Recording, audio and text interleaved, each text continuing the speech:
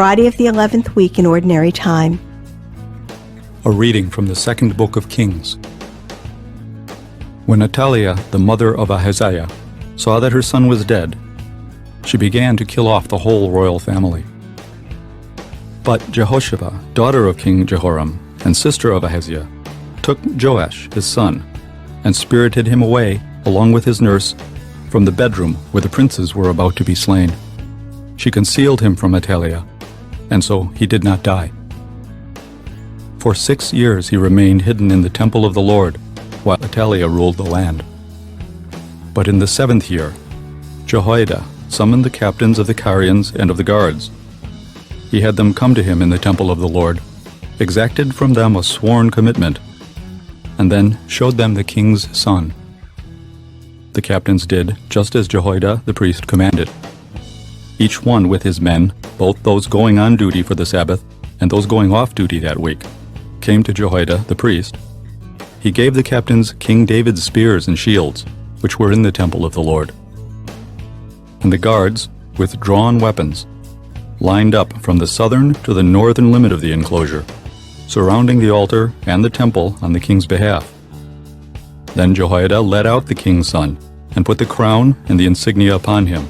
They proclaimed him king and anointed him, clapping their hands and shouting, "Long live the king!" Athaliah heard the noise made by the people, and appeared before them in the temple of the Lord. When she saw the king standing by the pillar, as was the custom, and the captains and trumpeters near him, with all the people of the land rejoicing and blowing trumpets, she tore her garments and cried out, "Treason! Treason!" Then Jehoiada the priest instructed the captains in command of the force. "Bring her outside through the ranks. If anyone follows her," he added, "let him die by the sword." He had given orders that she should not be slain in the temple of the Lord. She was led out forcibly to the horse gate of the royal palace, where she was put to death.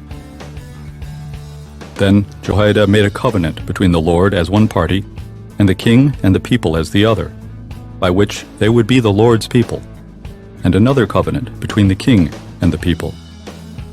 Thereupon all the people of the land went to the temple of Baal and demolished it. They shattered its altars and images completely, and slew Mattan, the priest of Baal, before the altars. Jehoiada appointed a detachment for the temple of the Lord. All the people of the land rejoiced, and the city was quiet, now that Athaliah had been slain with the sword at the royal palace. The word of the Lord. The responsorial psalm. The response is, "The Lord has chosen Zion for his dwelling." The Lord swore to David a firm promise from which he will not withdraw. "Your own offspring I will set upon your throne." The Lord has chosen Zion for his dwelling. If your sons keep my covenant and the decrees which I shall teach them, their sons too forever shall sit upon your throne. The Lord has chosen Zion for his dwelling. For the Lord has chosen Zion, he prefers her for his dwelling. Zion is my resting place forever. In her will I dwell, for I prefer her. The Lord has chosen Zion for his dwelling. In her will I make a horn to sprout forth for David. I will place a lamp for my anointed. His enemies I will clothe with shame, but upon him my crown shall shine. The Lord has chosen Zion for his dwelling. A reading from the Holy Gospel according to Matthew.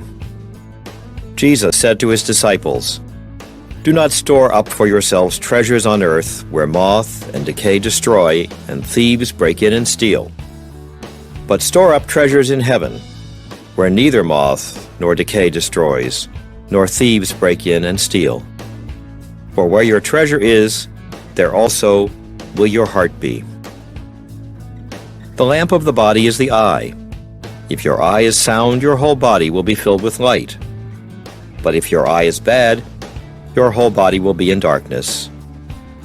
And if the light in you is darkness, how great will the darkness be? The Gospel of the Lord.